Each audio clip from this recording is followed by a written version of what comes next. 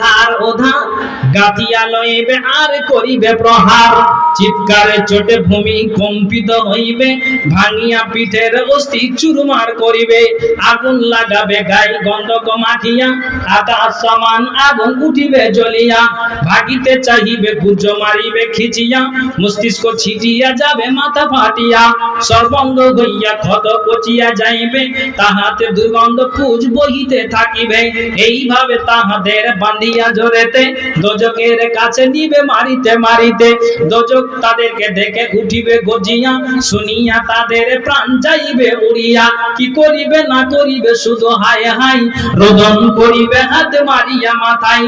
ফেরেশতারা তাহাদের বলবে এ প্রকার, এই যে দোজক যারে করেছ এনকার, সবুর করিবে কিবা নাহি করিবে, আদি অন্তকালে এতে থাকিতে হইবে। যে যাহা করেছ তার পাবে প্রতিফল, না হবে